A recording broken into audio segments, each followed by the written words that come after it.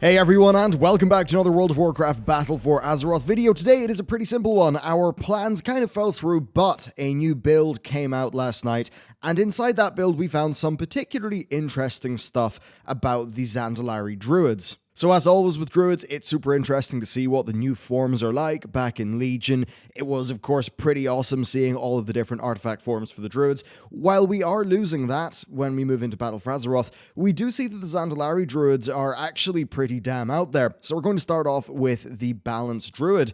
The Balanced Druid is not a Moonkin, as you can see. It's actually currently using the Arakoa model, the uncorrupted Arakoa from Warlords of Draenor, so it's a very different style, and of course when you're running around in one of these, it will feel very different to the big sort of cuddly, bumbling, balanced druid that we're used to. Now, I actually wonder if this would be preferred for a lot of players, though, because I do know a lot of balanced druids do play with the glyph that lets them just be in an astral night elf or, whatever their race is form instead of the big boomkin. So that's what's going on with the balance model. Personally, I think it's pretty cool, and I actually love the idea of changing things up a little bit more with some of the allied races. Of course, the druids are a natural way to do that. And one thing that is kind of cool about it as well is if you look at the head, you can see it's not exactly a bird head. It's kind of a halfway house, which is, pretty cool when you think about birds and dinosaurs and all of that stuff. So that is the Balanced Druid.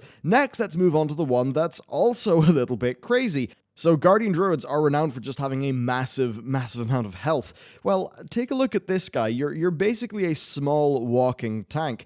And, it's a funky looking creature because it reminds me in terms of its design of a few different things. First of all, it kind of reminds me of some of the really crazy stem mammals from like 250 million years ago, that whole Dipleurodon style era, right, where you've got some really out there looking creatures that are a bit weird. Of course, it does have this, it doesn't actually have a shell on it, but it's got a carapace or maybe a thicker layer of skin up at the top with all of those spikes, which is pretty damn sweet looking. But then when you go down and look at the rest of it, it's kind of a little bit more, it definitely is, it's kind of like you had a sort of a dinosaur look mixed with a bear or something, and then the head looks sort of like that of a snapping turtle. So it's pretty out there, it's fair to say. Now, even the game that we're working on in terms of the game development work that I do, it's got kaiju, right? So monster designs and creature designs are all something that I find extremely fun and interesting. So to me, this is a really cool mix of concepts.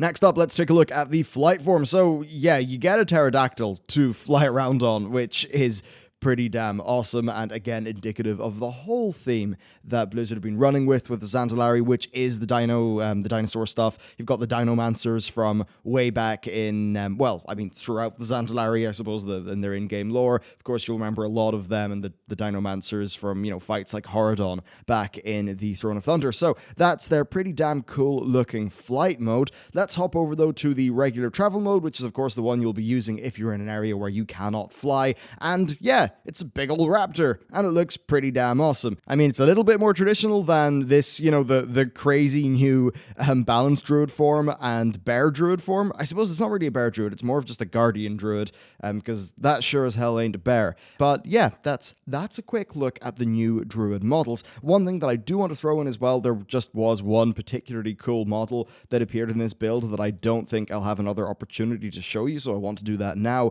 and it's the Alliance Azerite War Machine. Here's the thing about this that's crazy. It's legit a StarCraft-style siege tank. Like, it deploys feet on the sides. It gets, I assume, ready to blast away with some sort of gun that currently is not loaded onto the top.